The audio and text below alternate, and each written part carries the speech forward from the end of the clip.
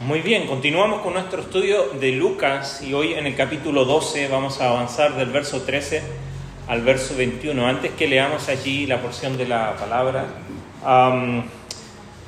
hoy lo que hemos de estudiar nos va a recordar un poco esta relación que hay en la sociedad en que vivimos, que nos enseña día a día que los bienes materiales pareciera que nos ofrecen cierta seguridad o al menos estabilidad, ¿no?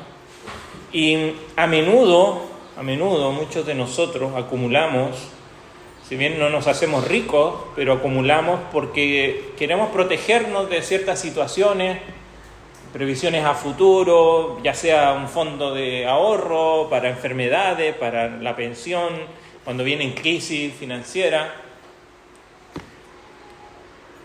¿Cuáles son las razones? Hay una relación con la que abordamos hacia los bienes materiales. Es interesante leyendo esta semana el problema que va a abordar Cristo, que es precisamente allí, ya lo vamos a leer, y habla de la avaricia, o algunos también lo relacionan con la codicia, pero específicamente nuestra respuesta a estos bienes. Muchos economistas incluso creen que la codicia o la avaricia puede llegar a ser buena, alegando que es una fuerza impulsora del desarrollo económico.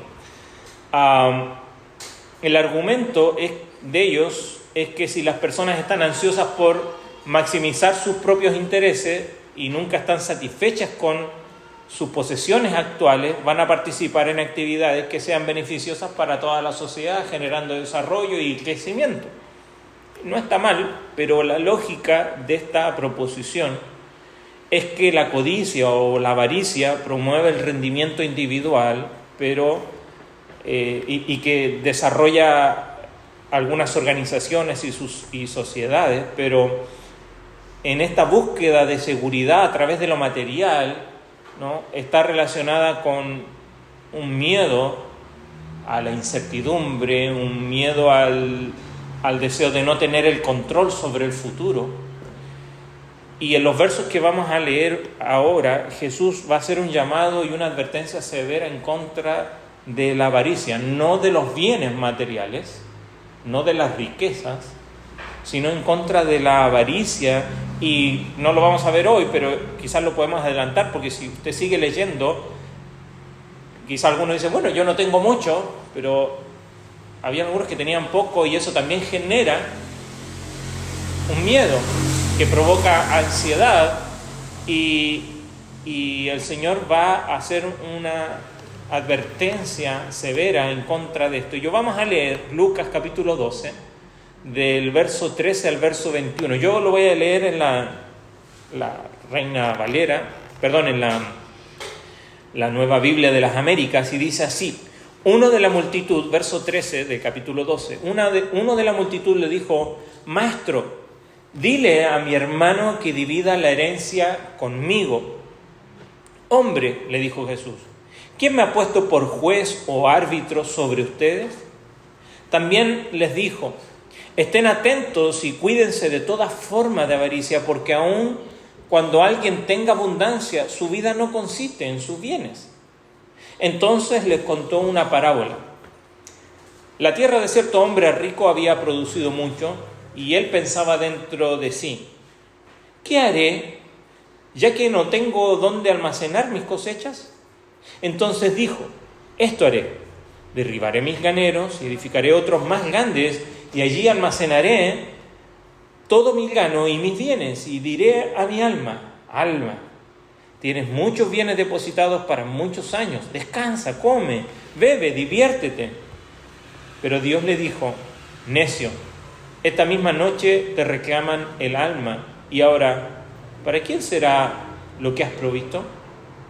Así es el que acumula tesoro para sí y no es rico para con Dios. Vamos a orar un momento. Señor, queremos rogarte a ti, a tu Espíritu Santo, que use esta porción y lo que hemos de estudiar aquí para exhortarnos a cada uno conforme a la necesidad de nuestro corazón, a aquellos miedos que hay aquí en lo interior que no siempre somos conscientes, y que nos afectan para relacionarnos con lo material, con los bienes, sean muchos o sean pocos. Pero, Señor, ayúdanos a responder bien y que esta exhortación nos ayude a examinarnos a cada uno y podamos irnos de aquí desafiados por tu palabra. Te lo rogamos en nombre de Jesús. Amén.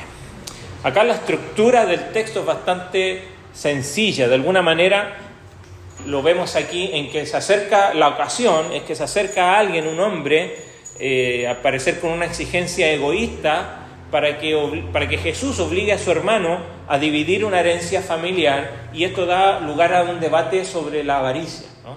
Entonces Jesús responde, pero responde primero con una exhortación a todos allí y luego con una parábola que es la que acabamos de leer. Y Él da un ejemplo negativo de alguien que acumula tesoros para sí y no para con Dios, como dice el último versículo. Y esta parábola se divide en 4 etapas, ¿no? La tierra que produce una cosecha abundante, luego viene el problema de cómo almacenar esa abundancia, y la crisis allí, o el clima, viene a ser la solución de construir nuevos graneros, ¿no?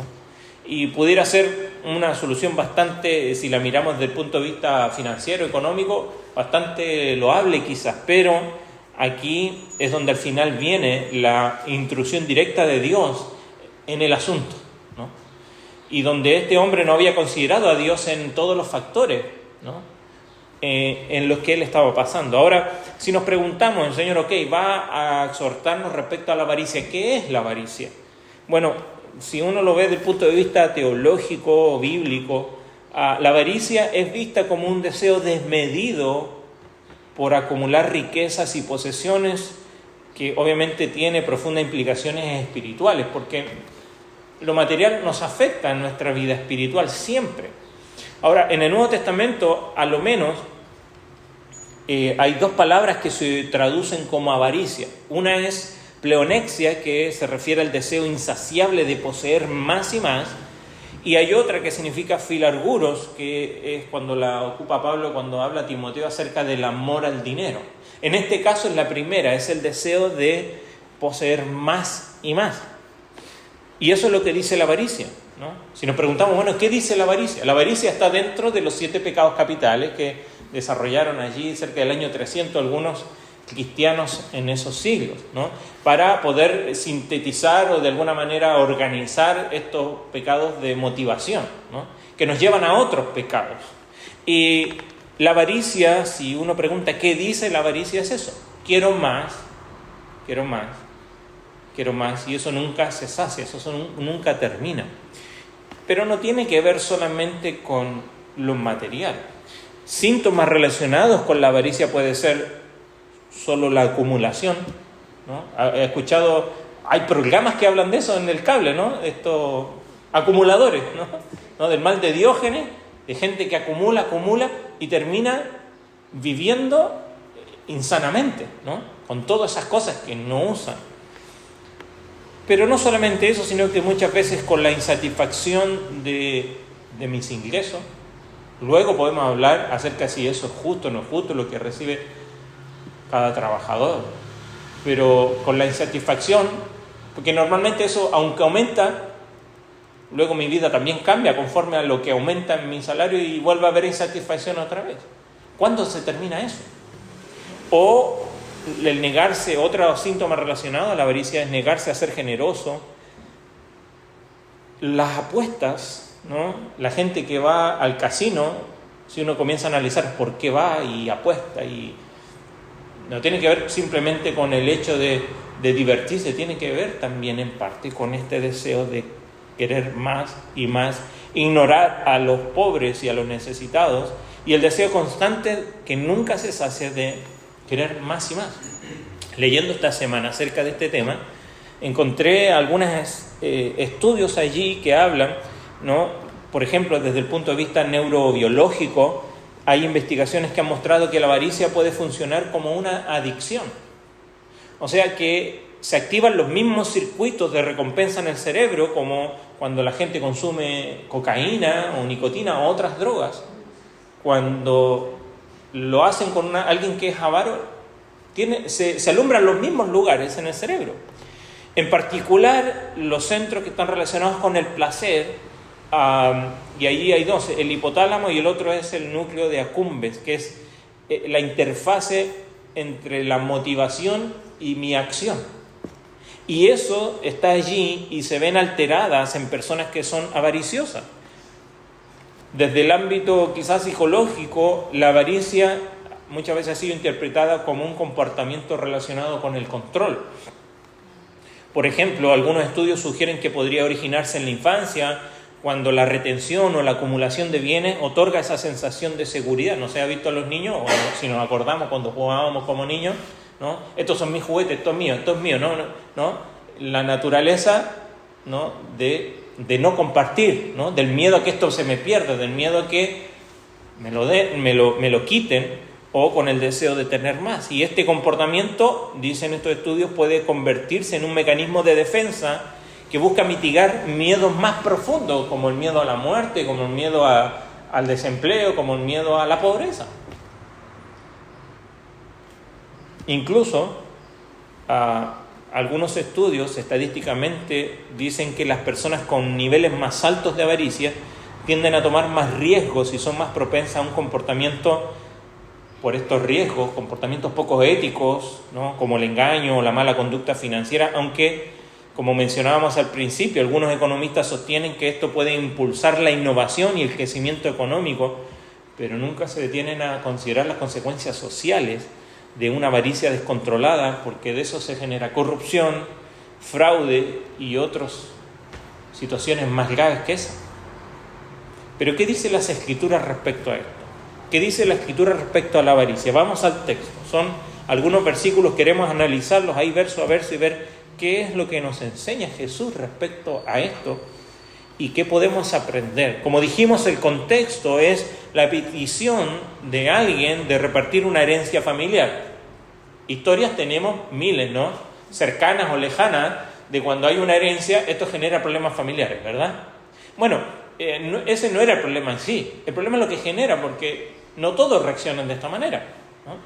Pero el contexto es ese, y Jesús responde a la multitud y da esta advertencia sobre la avaricia y lo ilustra con la inutilidad de la avaricia, con la parábola de este, si tiene título, probablemente allí su Biblia habla del rico insensato. Del rico insensato. Y la insensatez de este rico, lo que hace que el Señor, no a él, pero reprenda a aquellos que tienen esta actitud, que como vamos a ver al final, y el Señor conociendo los corazones, era la actitud que tenía este hombre que se acerca a hablar con Jesús. Ahora, ¿qué es lo que sucede? Si vamos al texto, verso 13, si nosotros recordamos, el Señor está enseñando allí, capítulo 12, los primeros versículos, dice que había millares, había una gran multitud allí, y estaban también los fariseos, ¿no? Y el Señor dice, guardaos de los fariseos, que es la hipocresía, y luego advierte en el verso 4 a sus discípulos a no temer a los que matan el cuerpo, sino porque no pueden hacer nada más que eso, ¿no? Y les dice, no tengan miedo, y creo que esto sigue, esta exhortación a sus propios discípulos, sigue allí de alguna manera como latente allí, cuando da esta exhortación, porque como dijimos al principio, la avaricia de alguna manera viene motivada por miedos profundos de inseguridad, ¿no? De la propia historia o de su familia y no querer repetir, y cómo el miedo muchas veces nos lleva. Estamos preparando un material para el año que viene que tiene que ver con la vida o la cultura transformacional, y cuando uno ve su propia vida y también la de otros, y ve que muchas veces las personas y nosotros mismos tomamos decisiones locas, y uno dice, viene esta historia, de repente toma una decisión que dice, no hay explicación por qué tomó esa decisión, ¿no? Y como una balanza, muchas veces cuando nuestras emociones están sanas, vamos a poder balancear con nuestras decisiones racionales. Pero cuando nuestras emociones están dañadas, están heridas y no están sanas, por supuesto que esto afecta a nuestras decisiones y ya no son del todo racionales, sino que son irracionales. Y es por eso que muchas veces, aún incluso cuando intentamos curarnos a nosotros mismos, ayudarnos a nosotros mismos en nuestra vida, que ha sido dañada por el pecado, porque no tenemos que mirar para afuera, es dañada por el pecado en nuestra vida, mucho más doloroso cuando es de otros hacia nosotros, pero eso nos lleva muchas veces a tomar, por las heridas de nuestra vida que generan miedos, nos lleva a tomar decisiones irracionales. Y en vez de curarnos, lo que hacemos es herirnos a nosotros mismos, como dice el refrán, darnos un disparo en el pie. Entonces, ¿cómo vencer esto y cómo ayudarnos con el miedo, que es un motivador muy fuerte, ¿no? Bueno, creo que lo podemos ligar con cada uno de los 7 pecados capitales. Aquí nos lleva a la avaricia. Porque el Señor le dice, no tengan miedo, y lo vimos la semana pasada, cuando los lleven a la sinagoga y los magistrados, y no se preocupen. Y el Señor les dice, cuidado, porque ese miedo puede llevarles quizás a esto que vamos a ver hoy, y la semana que viene los puede llevar a la ansiedad también. Cuidado, y el Señor da esta exhortación severa respecto a la avaricia. Y como dije, analicemos el pasaje. Viene un hombre, ¿no?, que interrumpe la enseñanza de Jesús para tratar de persuadirlo que él resuelva una disputa que tiene con su hermano sobre la división de la herencia de su padre. No sabemos, probablemente podemos pensar quizás es el hermano menor, porque en Israel estaba normado que la herencia, el primogénito recibía el doble que el resto. O sea, si eran 2, ¿no?, se dividían en tercios, y el primogénito recibía 2 tercios y el menor recibía 1 tercio, y así. Si eran 5, se dividía en 6, ¿no?, y el primogénito recibía 2 sextos, y el resto recibía la porción que le correspondía. Siempre el primogénito recibía el doble que el resto. Entonces, probablemente podemos pensar que este es el hermano menor y dice, Señor, algunos piensan que tiene que hacer como árbitro o que haga como abogado, defiende mi causa, ¿no? Cualquiera sean las razones, es que este hombre se acerca para que el Señor resuelva un problema de este reino. Pero resulta que Jesucristo vino para establecer su reino, que no tiene que ver con lo material. Afecta a lo material sin duda, pero no tiene que ver con establecer un reino terrenal, o material más bien.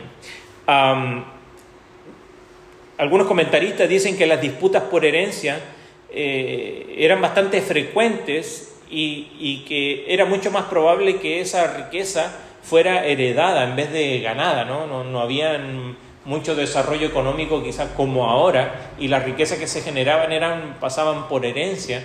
Entonces esto era bastante común y era un problema que le trae un hombre allí. Y como dijimos, suponemos que el hermano mayor quiere mantener intacta allí quizás la propiedad familiar, mientras el menor quiere tomar su parte, y obviamente eso va a afectar a la familia, porque la familia se va a ver disminuida, vamos a decir, quizás su capital o su riqueza. Y este asunto, este hombre, de alguna manera representa la actitud de muchos que están envueltos en sus propias preocupaciones mezquinas y que son sordos a la advertencia que Jesús hace sobre las tribulaciones venideras, que lo mencionábamos recién en el verso 11 y 12 del pasaje, ¿no? Cuando trajeren a las sinagogas y los magistrados y las autoridades, no os preocupéis por cómo habéis de responder o qué habréis de decir, porque el Espíritu Santo os va a enseñar lo que habéis de decir, y el Señor está apuntando a algo eterno, espiritual, y viene alguien con algo sumamente banal. Probablemente este hombre ha estado escuchando las enseñanzas aquí, era una parte de la multitud. Sin embargo, parece que sus oídos están sordos a las implicaciones de lo que el Señor está enseñando, y él está movido por este miedo a perder lo que él cree que es suyo, y van donde Jesús para que se lo resuelva. Entonces Jesús le responde de esta manera, verso 14, hombre, le dice, ¿quién me ha puesto sobre vosotros como juez o partidor? Es lo más probable que Jesús responda de manera bastante cortante. Él no tolera demasiado a los necios, ¿no? Los confronta siempre. Y él le dice, ¿quién soy yo para encargarme de este asunto? Pero Jesús, más que analista financiero, lo que vino a hacer el Señor es hacer un reconciliador, ¿no? Por supuesto que a él, más allá de si este asunto estaba bien y si había jurisprudencia para dictaminar una sentencia de qué era lo correcto, a Jesús lo que le importaba era por qué estaban en este problema. ¿Por qué una herencia? ¿Por qué las riquezas? Estaba generando un problema entre hermanos, entre familias. Y eso es lo que el Señor quiere apuntar, y es por eso que el Señor en el verso 15 da esta advertencia: tengan cuidado. Allí dice, mirad, esta es la idea, mirad y guardaos, o sea, estén atentos, tengan cuidado, les advirtió, y absténganse de toda avaricia. Y Él se dirige, su respuesta ahora no al hombre, sino a sus discípulos con quien ha estado enseñando, mostrándole que este hombre es un claro ejemplo de lo que la avaricia genera en las personas y qué es lo que ellos deben evitar. Ahora, si el Señor está dando esta advertencia a sus discípulos que estuvieron con Él y fueron enseñados personalmente por Él y están en riesgo de caer en la avaricia, ¿cuánto más nosotros, que somos igual de humanos que estas personas y con las mismas luchas? Entonces no estamos ajenos. Que normalmente si hiciéramos una encuesta aquí, ¿usted es avaro? ¿Sí o no? No, yo no soy avaro. Lo más probable es que la respuesta llegaría aquí, no. No hay ningún avaro aquí entre nosotros. Fantástico, nos pasamos esta porción, vamos a la siguiente. Pero nos vamos a dar cuenta que nuestro corazón es más avaro de lo que queremos reconocer. Se puede manifestar de muchas maneras. Entonces allí en el verso 16 en adelante les da esta parábola, ¿no?, de un hombre rico que tenía una heredad que produjo mucho fruto. Y esta parábola de alguna manera modifica la sabiduría clásica del primer siglo. Hay un libro que no está dentro de los libros canónicos. Nosotros de los libros poéticos y de consejos tenemos Proverbios, por ejemplo, ¿no? Eclesiastés, si bien no está allí escrito en poesía, pero también son grandes consejos. Vamos a terminar con algunos pasajes de Eclesiastés. Pero había un libro que está en algunas Biblias católicas que se llama Eclesiástico, que era un libro judío. Y este libro decía lo siguiente. Dice, y era parte de la cultura y de la sabiduría de los judíos del primer siglo. Fíjese lo que dice este libro. Dice, uno se enriquece con su trabajo y su abnegación, y su recompensa es esta, cuando dice, he hallado descanso y ahora disfrutaré de mis bienes. No sabe cuánto tiempo pasará hasta que los deje a otros y muera. Jesús clasifica a esta persona como un necio. Y hay un filósofo del tiempo de Cristo, precisamente, intenté averiguar si esto que dijo él fue influenciado por lo que dijo Jesús aquí o no, porque él murió en el año 65 después de Cristo. Pero Séneca, si lo conoce, este filósofo romano, él dijo, qué estúpido es planificar los años que tenemos por delante cuando ni siquiera somos dueños del mañana.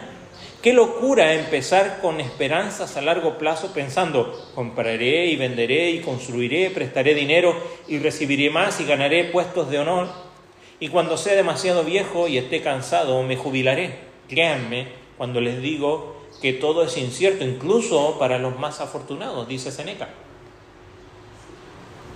No sabemos, y al parecer esta declaración bastante similar a las palabras de Cristo, no sabemos cómo respondió Él a la verdad del Evangelio, pero lo que sí es cierto es que la relación con las riquezas era algo que era tratado y hablado, y hoy han pasado 2000 años y seguimos hablando del mismo tema, porque sigue siendo un problema, no los bienes, sino en cómo nos relacionamos y respondemos a ellos. Entonces, lo que nos dice la parábola es que la tierra, es interesante, mire, dice allí, la heredad de un hombre, o sea, la tierra de un hombre rico produjo mucho. Es otra manera de decir qué cosa. ¿Quién produjo? ¿Quién es el dueño de esta tierra? ¿Quién es el que hace que venga la lluvia y que surja el fruto de la tierra? Salmo 104 nos dice que es Dios, de Él le pertenece la tierra. Entonces, esto significa que Dios está detrás de esta abundancia, del crecimiento de las semillas, de esta producción de cosechas de este hombre. Ahora, el hombre rico en esta parábola lo que hace es precisamente no reconocer a Dios por su generosidad, ¿no? Salmo 24:1 dice: del Señor es la tierra y todo lo que hay en ella. Pero fíjese cómo habla él. Él menciona 5 mis o 5 míos. Él dice: mis cosechas, mis graneros, mi trigo, mis bienes, mi alma. Y esta es la gran diferencia o es la razón más bien por la que el Señor va a enseñar acerca del problema de la avaricia, porque Él está totalmente absorto en sí mismo. Alguien creo que dijo, estos no son pronombres posesivos, sino que pronombres agresivos. Porque cuando yo estoy pensando todo mí, yo, y cuando todo se trata de lo que es mío, de lo que me pertenece, no tenemos que olvidar que no vivimos solos en este mundo. Y todo lo que usted y yo hacemos afecta a aquellos que están a nuestro lado. Entonces el Señor, en el verso 7, nos dice que este hombre hace una pregunta, piensa, ¿no? Dice el verso, él pensaba dentro de sí diciendo, o sea, él tiene abundancia y su pensamiento, ¿cuál es? ¿Qué haré? Porque no tengo dónde guardar mi fruto. Lucas en particular, y lo vamos a ver en parábolas que comienzan ahora, de este capítulo 2, en el 15, 16, 18, muchas de las parábolas Lucas nos va a llevar precisamente a esta idea, donde el personaje de la parábola se hace preguntas hacia sí mismo, internas, ¿no? Con el propósito de que nosotros también nos identifiquemos con este hombre, ¿no? Y nos pongamos allí y nos hagamos las mismas preguntas que se hace este hombre, porque son las preguntas que tú y yo nos hacemos cuando nos vemos ante situaciones como las que está enseñando el Señor. Entonces, en estos momentos vemos que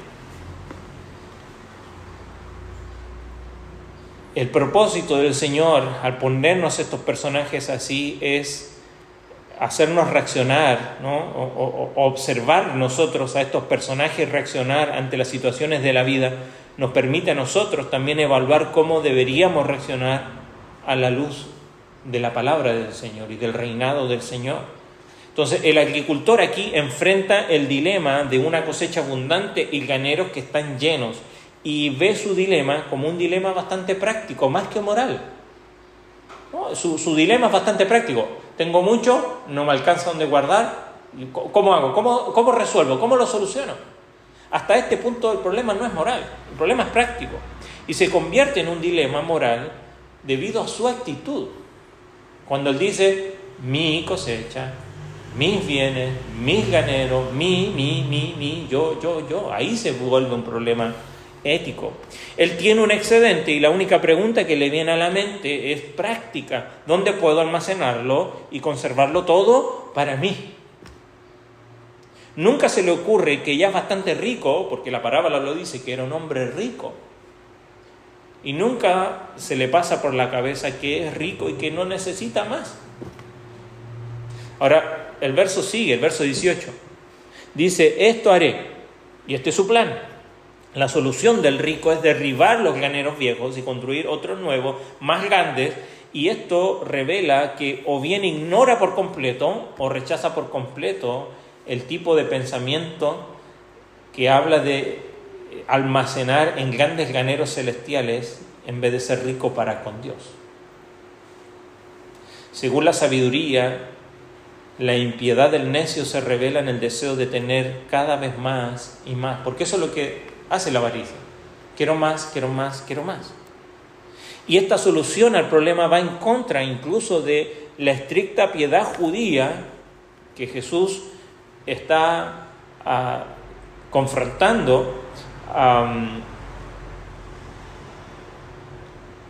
El Señor había enseñado hace poco a sus discípulos en el Padre Nuestro, ¿se acuerdan? Padre, danos cada día el pan, o danos el pan nuestro de cada día. Se da cuenta que en el Padre Nuestro no hay ningún pronombre, o ninguno allí es singular, todos son plurales. Padre Nuestro, danos el pan nuestro, perdónanos nuestros pecados.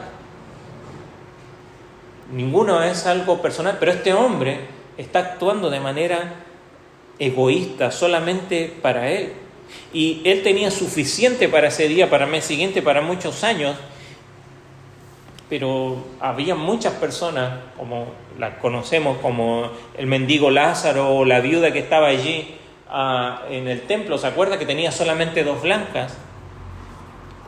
Pero el diálogo interno de este hombre revela que el verdadero problema para él no es su excedente, es su codicia, el apetito despiadado de tener más y más de lo que uno ya tiene, sin importar las consecuencias para los demás. Y él dice, verso 19, diré a mi alma. Este agricultor supone que acumular su grano le va a dar seguridad. Y uno podría suponer que si los precios suben, podría vender a mejor precio y sacar provecho de las necesidades de los demás. ¿Sabe? Esta se sigue practicando en nuestro mundo, ya sea con bienes agrícolas o con cualquier otro tipo de bienes. Se acumulan y cuando hay escasez, entonces pedimos más y sacamos más ganancias. Mire, para que no discutamos de ideas, veamos qué es lo que dice la palabra. Proverbios 11, si lo quiere anotar, yo se lo leo. Proverbios capítulo 11, verso 26. Dice lo siguiente: al que acapara el grano, el pueblo lo maldecirá, pero bendición será sobre la cabeza del que lo vende. Te lo leo en la NBI, dice: la gente maldice al que acapara el trigo, pero colma de bendiciones al que gustoso lo vende. Y este hombre se olvidó de este proverbio, y él podría haber hecho con todo el excedente venderlo a un buen precio, a bajo precio, para que la gente pudiera aprovechar. Sin embargo, él lo que hace es acapararlo, no considerando la sabiduría de la propia palabra de Dios. Su contemplación satisfecha de una vejez emocionante, lo que nos muestra es que él supone erróneamente que la vida abundante está relacionada con la abundancia de cosas materiales. Y nosotros decimos, sí, qué triste este hombre, pero usted y yo hacemos lo mismo. ¿Cuántos de nosotros, cómo nos sentimos cuando hacemos una compra por internet? Allí a lo que lo hacemos por el celular, ¿no? ¿Por qué cree que usted pone el cable y la hora de la mañana, en cualquier hora, tienen esto, llame ya? Porque si eso no funcionara, eso dejaría de existir, pero eso funciona, por eso está allí. Llame ya, y si llama ahora, usted obtendrá otro par de lo que sea, ¿no? Y si llama en los próximos 5 minutos, obtendrá un tercero para que se lo dé un vecino, lo que sea, ¿no? Y es interesante porque para que tenga más. Podríamos cambiar un poquito de eso para que comparta con otro que no tiene, pero este hombre cree y supone que esta emoción de tener más o llegar a la vejez, porque él dice, diré a mi alma, muchos bienes tienes guardado para muchos, repósate, come, bebe, regocíjate. No. Es un ejemplo de la persona codiciosa consumida por sus antojos. No solo no volverá a festejar en la tierra, sino que tampoco en el cielo. Porque luego de eso es que el Señor entra aquí y le dice necio. En el original está 2 veces esta palabra. Necio, necio. Y Jesús advierte a la multitud que uno debe temer, como dijimos antes, a aquel que tiene el poder de arrojar su alma al infierno y no a aquellos que pueden matar solo el cuerpo. Salmo 14 dice, el necio dice en su corazón, no hay Dios. O sea, no considera a Dios, no es que no crea que exista. El necio no considera a Dios en sus caminos. Y este hombre es necio porque ha considerado todas las variables de su situación, pero nunca consideró a Dios en medio de todo este asunto que era bastante práctico, pero se vuelve un problema ético, moral, cuando él deja fuera a Dios en toda esta ecuación. Como diría alguien, las palabras y los hechos de este hombre rico revelan que era un ateo práctico. Quizás creía en Dios, pero en la práctica era un ateo. Se ha olvidado por completo de Dios, pero Dios interviene siempre en la historia y como Él suele hacerlo, justo en medio de su afán de ganar dinero, de divertirse, y Él lo llama necio. Y el hombre tenía la intención de que su tesoro de cosas buenas contribuyera a vivir la vida al máximo. Y este hombre tiene este problema que es mucho más grande que tener donde o no tener donde guardar, porque esto es un asunto de vida o muerte. Asegurar su futuro económico no significa que su futuro esté asegurado. El que comenzó la historia produciendo mucho fruto, ¿no? Porque no es el hombre el que produce el fruto, ¿no? ¿Quién es el que produjo mucho fruto? Es Dios. Ahora este personaje vuelve a irrumpir, ahora de manera directa, y expone la necedad de este hombre.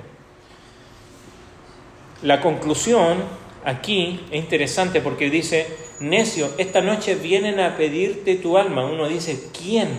La primera pregunta esta semana es ¿quién?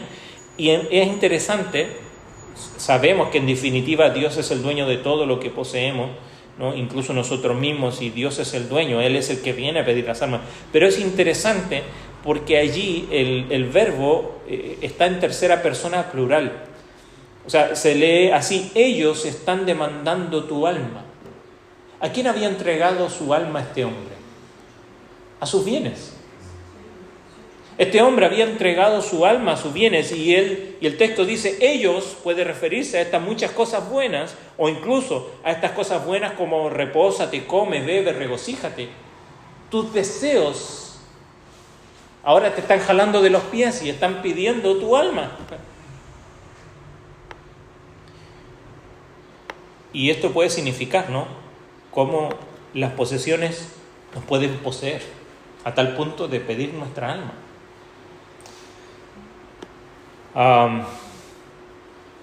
Cuando este hombre está haciendo sus planes, todavía no ha muerto. Tiene esta noche para arreglar las cosas, pero no sabe cuán poco tiempo tiene. Y Dios le pregunta al necio sobre todas las cosas que ha preparado y la pregunta es, ¿todo esto de quién será? ¿Todo esto de quién será? Salmo 49, 10. Si lo quiere anotar, precisamente habla de lo infructuoso de confiar en la riqueza, pero le leo solamente el verso 10. Lea después usted todo el Salmo. Dice, también los necios y los insensatos perecen dejando sus riquezas a otros. Y nosotros nos olvidamos pronto que de este mundo no nos vamos a llevar nada, no podemos llevarnos nada. La pregunta retórica aquí se conecta con la petición de ese hombre que aparece al principio, ¿no?, que está en esta disputa con su hermano por la herencia familiar, y uno puede imaginarse allí a la familia del hombre rico de la parábola reunida después de su muerte, ¿no?, y lamentar su muerte. Allí termina el funeral y ahora, bueno, ¿cómo nos repartimos esto? ¿Cómo nos repartimos los ganeros? ¿Se da cuenta cómo viene, cómo cierra el círculo de esta idea? Y es triste porque muchas historias es que familias se destruyen por esto. O sea, decisiones en el pasado de un tercero afecta a otros en el futuro porque las actitudes que tenemos también son imitadas por aquellos que nos observan. Por eso termina con el verso 21. Así es, con esta conclusión, así es el que hace para sí tesoros y no es rico para con Dios. Esta conclusión supone que este hombre de la parábola, quien otros podrían admirar como un hombre exitoso, bastante astuto, que hizo una inversión allí, en realidad esa inversión fue bastante desastrosa. Almacenó el tipo equivocado de tesoro en el lugar equivocado y está espiritualmente ahora en bancarrota. Ahora, ¿cuáles son las implicaciones de todo esto? Mire, lo que nos está hablando aquí es acerca de la avaricia y en la Escritura la avaricia siempre se interpreta principalmente como un pecado que refleja mi actitud errada, por supuesto, hacia los bienes materiales. No es que los bienes materiales sean un problema, es mi actitud errada. Porque también podemos tener una actitud y debemos tener una actitud correcta frente a los bienes materiales. Pero esto viene de una actitud errada, egoísta y una falta de confianza en Dios. La Biblia nos advierte repetidamente sobre los peligros de la avaricia y la capacidad de ella de apartar a las personas de su relación con Dios y en definitiva de su relación con los demás, como este hermano que viene al principio. Por ejemplo, acá en Lucas lo que estamos viendo es el peligro aquí de la riqueza y cómo el deseo de la seguridad material puede cegar a las personas a la realidad de la muerte, a la realidad del juicio. Y termina el verso 15, márquelo por favor: la vida del hombre no consiste en la abundancia de lo que tiene. Pero eso parece ser el eslogan del mundo en el que vivimos nosotros.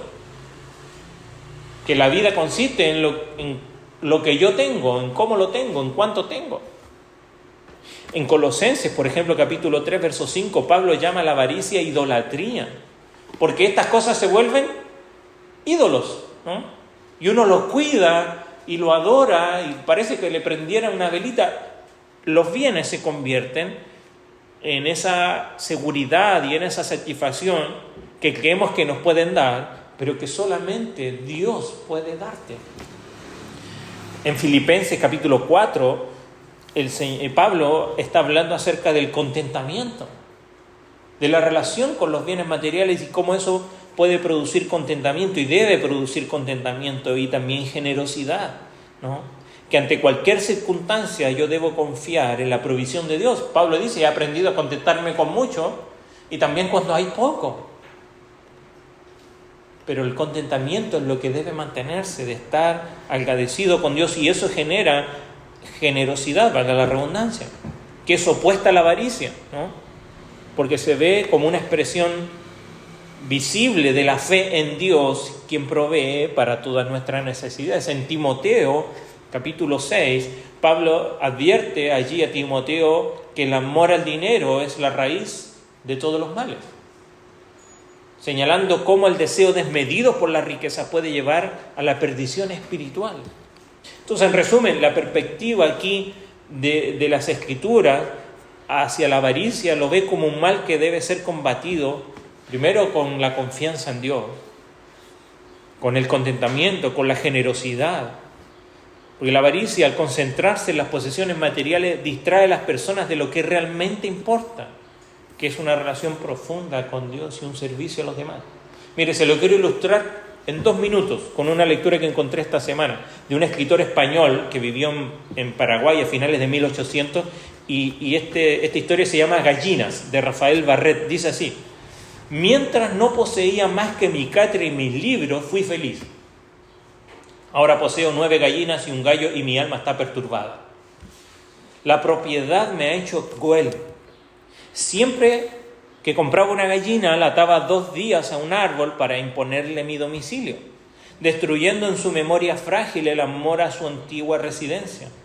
Remendé el cerco de mi patio con el fin de evitar la evasión de mis aves y la invasión de zorros de 4 patas y de 2 pies.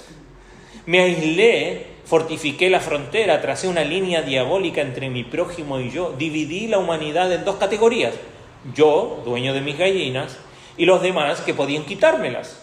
Definí el delito. El mundo se llena para mí de presuntos ladrones y por primera vez lancé del otro lado del cerco una mirada hostil. Mi gallo era demasiado joven. El gallo del vecino saltó del cerco y se puso a hacer la corte a mis gallinas y amargar la existencia de mi pobre gallo.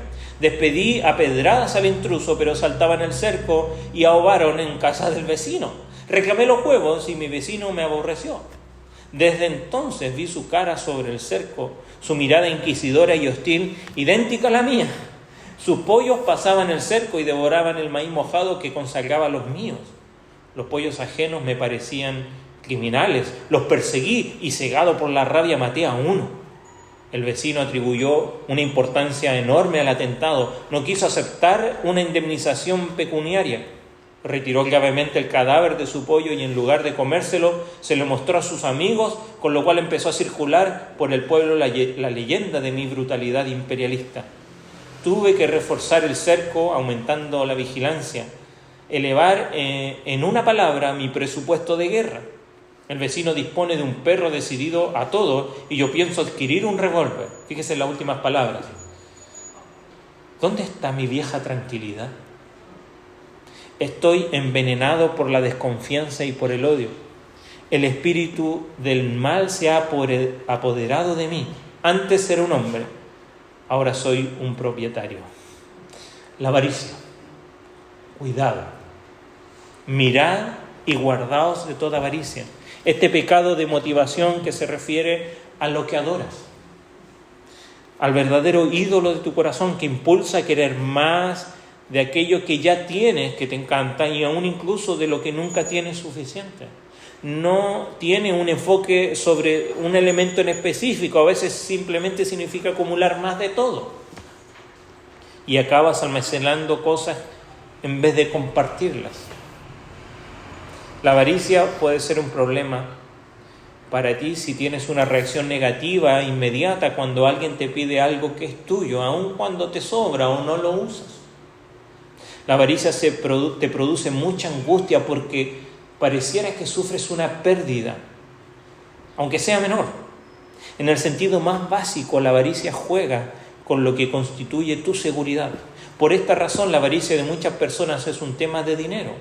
La avaricia te convence de que si logras conseguir suficiente dinero y aferrarte a él, te vas a sentir seguro, pero la trampa es que nunca te sientes seguro. Como la respuesta de este millonario, cuando le preguntaron cuánto era suficiente para él, solo un poco más. Eso es avaricia.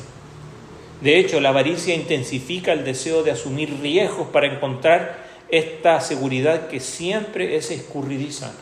De modo que las elecciones imprudentes parecen sensatas, pero los resultados siempre son desastrosos. En otras palabras, la avaricia te llevará desde la seguridad real de tu fe en Dios a tratar de encontrarla en otra cosa, o quizás más bien en una cosa, en las cosas. La influencia motivacional de la avaricia dice: quiero más y más. Tu corazón, mi corazón, frente a los bienes materiales, ¿cómo es? ¿Cómo es? Santiago y Juan se acercaron en un momento al Señor, ahí en Marcos 10, y le dijeron: Señor, queremos que tú nos concedas todo lo que te pidamos, ¿se acuerdan? Y este hombre que trató de arrancarle a Jesús esta decisión a su favor es el ejemplo clásico de ese terreno de la semilla en la parábola del sembrador o en la parábola de semilla de la que cae entre espinas, ¿se acuerdan? Que dice que las ahogan precisamente los afanes y los deleites de las riquezas. Nosotros vivimos en una cultura materialista, consumista, que nos bombardea con el mensaje de que el éxito consiste en tener más cosas que nos permitan vivir una vida mejor. Los anuncios nos incitan a querer más y nos prometen que la satisfacción, la felicidad y el bienestar están a solo una compra de distancia. Y esta actividad solo genera descontento y muchos nunca aprenden que la abundancia de cosas crea una abundancia de preocupaciones.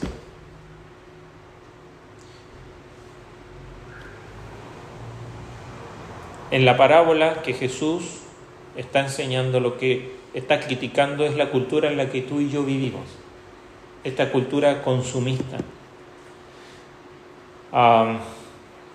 En las culturas ricas como la que vivimos nosotros, la mayoría no se preocupa por alimentarse, sino por no tener tanto como otros. Siempre comparándonos con los demás si queremos algo que el otro tiene.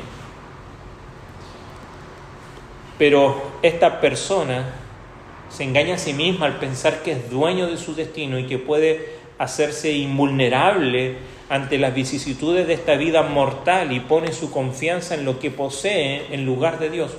Como resultado, tiene mucho para vivir, pero tiene nada por lo que vivir. Y yo espero que esa no sea tu vida. Que quizás puedes tener mucho para vivir, pero ¿por qué estás viviendo? ¿Para quién estás viviendo? Eclesiastés nos enseña. Quiero terminar con un pasaje allí en Eclesiastés. Vaya conmigo, Eclesiastés capítulo 5. Porque quizás el consejo que le puedo dar yo es, escuchemos lo que dice este hombre sabio. Eclesiastés capítulo 5, verso 10 en adelante. Verso 10 al 16, y terminamos con esto. Eclesiastés 5, 10 al 16. Lo leo en la NBI, dice: quien ama el dinero, de dinero no se sacia. Quien ama las riquezas nunca tiene suficiente. También esto es absurdo. Donde abundan los bienes, sobre quién se los gaste. ¿Y qué saca de esto su dueño, aparte de contemplarlo? El trabajador duerme tranquilo, coma mucho o coma poco. Al rico sus muchas riquezas no lo dejan dormir. He visto un mal terrible en esta vida, y lo sigue habiendo. Riquezas acumuladas que redundan en perjuicio de su dueño, y riquezas que se pierden en un mal negocio. Y si llega su dueño a tener un hijo, ya no tendrá nada que dejarle. Tal como salió del vientre de su madre, así se irá, desnudo como vino al mundo y sin llevarse el fruto de tanto trabajo. Esto es un mal terrible, que tal como viene el hombre, así se va. ¿Y de qué le sirve afanarse tanto para nada? Yo quiero que nos hagamos la misma pregunta nosotros en el día de hoy. ¿De qué sirve afanarnos tanto para nada? Y estamos perdiendo esfuerzos, energías, riquezas, dinero en ser rico para con Dios.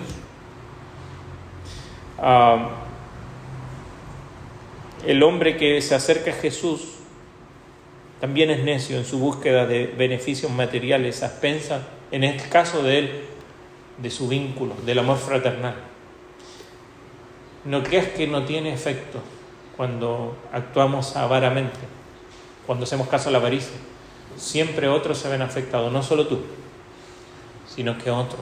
Y yo espero que podamos irnos de aquí desafiados con la exhortación del Señor de tener el cuidado de considerar que estamos a esto de ser como este hombre, insensatos, cuando hay mucho. La semana que viene vamos a ver, y bueno, yo no tengo mucho, yo tengo poco, también cuidado. El problema es del corazón. El problema no son las cosas, el problema es el corazón hacia estas cosas o la falta de ellas. Pongámonos en pie y demos gracias al Señor. Padre Celestial, te agradecemos por la oportunidad que nos das de estudiar tu palabra y poder entender que lo que tú tienes para nosotros es mucho más que lo que podemos recibir aquí en este mundo, cosas que podemos palpar y disfrutar. Señor, tú quieres que seamos ricos para contigo. Señor, pero nuestro corazón nos engaña y creemos que podemos tener mucho para vivir, pero nada por lo que vivir. Perdónanos, Señor, porque lo que mueve muchas veces nuestro corazón son cosas simplemente temporales. Ayúdanos a que nos puedan mover aquellas cosas que son eternas.